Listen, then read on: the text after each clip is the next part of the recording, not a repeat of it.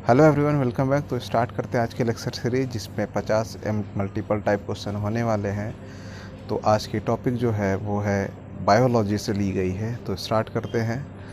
Question है हमारा first, रक्त में लाल रंग निम्न में से किसके कारण होता है? तो रक्त का जो लाल रंग होता है वो हीमोग्लोबिन के कारण होता है, यानी ऑप्शन बी इसका करेक्ट आंसर है। अगला प्रश्न है, लाल रक्त कणिकाओं का रंग किसके कारण होता है? तो हमने बताया कि लाल रक्त कणिकाओं का जो रंग होता है वो हीमोग्लोबिन के कारण होता है, वो है ऑप्शन नंबर डी। अगला प्रश्न है, रक्त शरीर में क्या कार्य करता है? तो रक्त का जो कार्य होता है वो हमारे शरीर में मुख्य कार्य जो होता है ऑक्सीजन को विभिन्न भागों तक पहुंचाना होता है। अगला प्रश्न है, मनुष्य का औसत रक्तचाप होता है? तो मनुष्य का जो औसत रक्तचाप होगा यहाँ पे ऑप्शन नंबर डी होगा 120/80। अगला प्रश्न, निम्न में से रक्तदाब का मापक यंत्र कौन सा होता है? तो रक्त का जो मेजरमेंट होता है वो होता है स्फिग्मोमैनोमीटर से। तो इसका करेक्ट आंसर होगा ऑप्शन नंबर सी। अगला प्रश्न है, जब एक व्यक्ति वृद्ध हो जाता है तो सामान्यतः उसका रक्तदाब क्या होता है? उसका रक्तदाब बढ़ जाता है, यानी ऑप्शन नंबर बी। अगला प्रश्न है, निम्न रक्त वर्ग सार्वत्रिक दाता होता है, यानी कौन सा ब्लड ग्रुप जो है वो सर्वदाता होता है? तो ऑप्शन नंबर बी, यानी ब्लड ग्रुप ओ जो होता है वो होता है सर्वदाता रक्त समूह होता है। अगला प्रश्न है, वर्ग ए बी रक्त वाला व्यक्ति किसी ऐसे व्यक्ति का रक्त ले सकता है जिसका रक्त वर्ग होगा? तो ए बी को सर्वग्राही समूह बोलते हैं, और ये जो है किसी भी वर्ग के ब्लड ग्रुप से ब्लड ले सकता है। तो इसका करेक्ट आंसर होगा ऑप्शन नंबर डी, यानी कोई भी वर्ग से ये क्या कर सकता है, वह रक्त ले सकता है। अगला प्रश्न है, अज्ञात रुधिर वर्ग का एक व्यक्ति गंभीर रूप से दुर्घटनाग्रस्त हो गया है और उसे तुरंत रक्त आधान की जरूरत पड़ती है। अस्पताल में आसानी से उपलब्ध निम्नलिखित रुधिर वर्गों में से किस एक का रक्त आधान के लिए उपयोग सुरक्षित होगा? यानी कि एक व्यक्ति है जिसका ब्लड ग्रुप नहीं पता और उसको एकाएक जो है ब्लड चढ़ाने की ज़रूरत हो गई किसी दुर्घटना के कारण, तो उस केस में क्या होगा कि ब्लड ग्रुप ओ जो है वो क्या होता है, चढ़ाया जा सकता है। और किस तरीके का आरएच फैक्टर देखता है? तो आरएच फैक्टर होता है नेगेटिव, यानी ऑप्शन नंबर ए, ओ जो होगा ब्लड ग्रुप और आरएच नेगेटिव, यानी ऑप्शन नंबर फर्स्ट। अगला प्रश्न है, रक्त समूहों की खोज किसने की? तो रक्त समूहों की जो खोज की थी वो थे कार्ल लैंडस्टेनर ने। अगला प्रश्न है, आरएच फैक्टर का नाम संबंधित है? तो आरएच फैक्टर का जो नाम है वो बंदरों से संबंधित है, यानी ऑप्शन नंबर सी। अगला प्रश्न है, यदि एक पिता का रक्त वर्ग ए है और माता का ओ है तो उसके पुत्र का जो रक्त होगा वो कैसा होगा? तो उस केस में जो होगा उसके पुत्र का जो ब्लड ग्रुप होगा या तो वो ओ होगा या तो ए होगा। तो ऑप्शन नंबर कौन सा दिख रहा है? Option number C. अगला प्रश्न है, किसी एक सामान्य व्यक्ति के रक्त का पीएच होता है? तो रक्त जो होता है क्षारीय होता है और रक्त का पीएच 7.35 से 7.45 के बीच होगा। अगला प्रश्न है, प्रतिजन यानी एंटीजन वह पदार्थ है? एंटीजन किस तरीके का पदार्थ है? तो इसका जो करेक्ट आंसर होगा वो होगा ऑप्शन नंबर डी, ये एंटीबॉडी के निर्माण में उद्दीप्त हो करता है, यानी कि ये एंटीबॉडी का निर्माण करता है। अगला प्रश्न है, निम्न में से एंटीजन की मूल विशेषता क्या है? तो हमने बताया कि यह प्रतिरक्षियों के निर्माण में प्रेरित करता है, यानी कि ऑप्शन नंबर क्या होगा? बी। अगला प्रश्न है, शरीर में निम्न में से कौन सा संक्रमण के लिए हमारी रक्षा करता है? तो WBC क्या होता है? हमारे शरीर में जो है हमारी जो बीमारियां हैं उनको आने से रोकता है, यानी कि यही क्या करता है? रक्षा करता है। अगला प्रश्न है, रुधिर के प्लाज्मा में निम्नलिखित में से किसके द्वारा एंटीबॉडी निर्मित होती है? तो ये जो एंटीबॉडी निर्मित होती है लिम्फोसाइट के द्वारा। अगला प्रश्न है, प्रतिरक्षा का सर्वाधिक संबंध है? तो ये बताया हमने अभी कि ये लिम्फोसाइट से संबंधित है।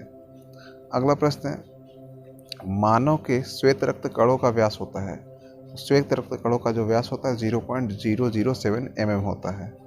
अगला प्रश्न है, रुधिर में श्वेत रक्त कणिकाओं की अत्यधिक मात्रा में उपस्थिति को रोग विज्ञान में क्या कहा जाता है? तो वाइट ब्लड सेल्स की कमी हो गई तो उस केस में इसको बोलते हैं ल्यूकेमिया।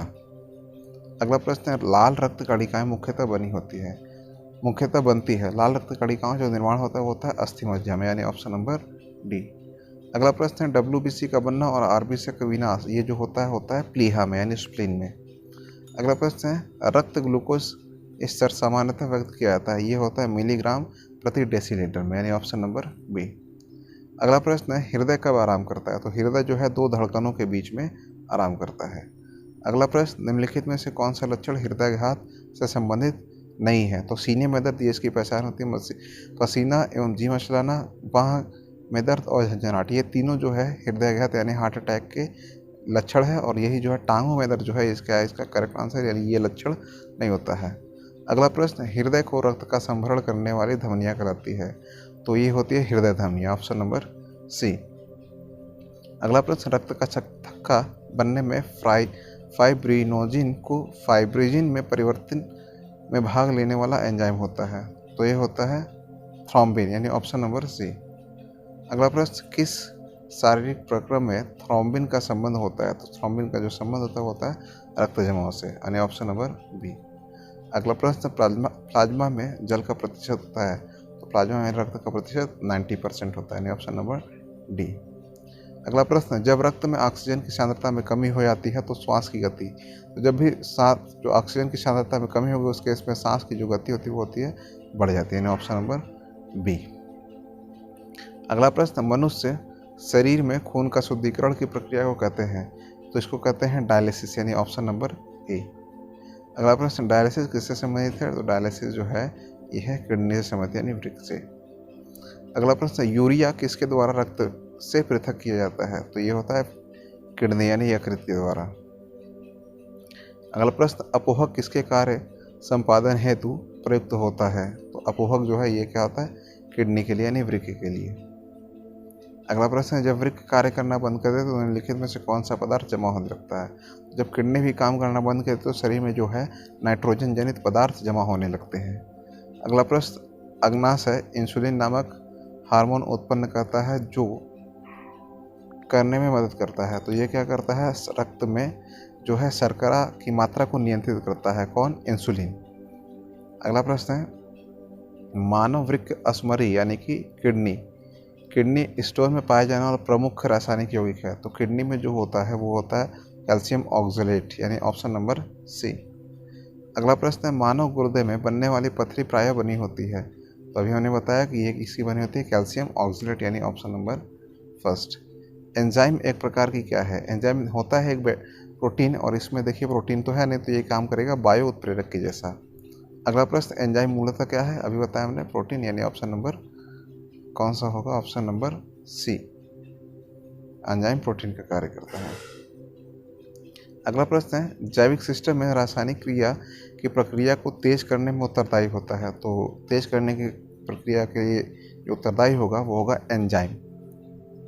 अगला प्रश्न है निम्नलिखित में से किस एक की उत्पत्ति यकृत का कार्य है, तो यकृत का कार्य क्या होता है, इसमें जो होगा correct answer option number B urea का निर्माण। अगला प्रश्न है मानव तंत्र में निम्नलिखित में से कौन सी एक पाचक एंजाइम नहीं है, तो पाचक एंजाइम गैस्ट्रिन नहीं है, इसके अलावा सभी क्या है पाचक एंजाइम है। अगला प्रश्न स्टार्च को जल अपघटन से ग्लूकोज बनाने वाला एंजाइम है, तो इसका करेक्ट आंसर होगा एमाइलेज, यानी ऑप्शन नंबर बी। अगला प्रश्न है कौन से परिवर्तन में एंजाइम ट्रिप्सिन उत्प्रेरक का कार्य करता है, तो ये होगा प्रोटीन को अमीनो अम्ल में बदलते समय। अगला प्रश्न है मानव शरीर में पुच्छ कौन सी संरचना से संलग्न होता है, तो पुच्छ जो होता है बृहदान्त, यानी ऑप्शन नंबर फर्स्ट। अगला प्रश्न निम्न में से कौन सा आहार मानव शरीर में नए ऊतकों की वृद्धि के लिए पोषक तत्व प्रदान करता है, तो नए ऊतकों की वृद्धि के लिए प्रोटीन चाहिए, और प्रोटीन इसमें किसमें मिलेगा पनीर में, यानी ऑप्शन नंबर सी। अगला प्रश्न है प्रकाश संश्लेषण में पौधे द्वारा निम्न में से कौन सा गैस उपयोग किया जाता है, तो कौन सा उपयोग किया जाएगा कार्बन डाइऑक्साइड यानी CO2। अगला प्रश्न निम्नलिखित गैसों में से कौन सा प्रकाश संश्लेषण की प्रक्रिया के लिए आवश्यक है, तो अभी हमने बताया कार्बन डाइऑक्साइड यानी CO2। आज के सीरीज का लास्ट क्वेश्चन है प्रकाश के निम्नलिखित प्रकारों में से किसका पौधों द्वारा तीव्र अवशोषण होता है, तो देखिए इस क्वेश्चन का जो आंसर होगा ऑप्शन नंबर बी होगा। तो प्रकाश जो होता है ये पौधे जो होते हैं प्रकाश संश्लेषण के लिए सबसे तीव्र अवशोषण नीले रंग का करते हैं, उसके बाद किसी दूसरे रंग का करेंगे, तो इसमें जो करेक्ट आंसर होगा option number B. I hope ये लेक्चर सीरीज आपको समझ में आई होगी। इसके बावजूद आपको किसी प्रकार की क्वेरी और डाउट होती है तो आप हमें कमेंट बॉक्स में पूछ सकते हैं। Thank you for watching.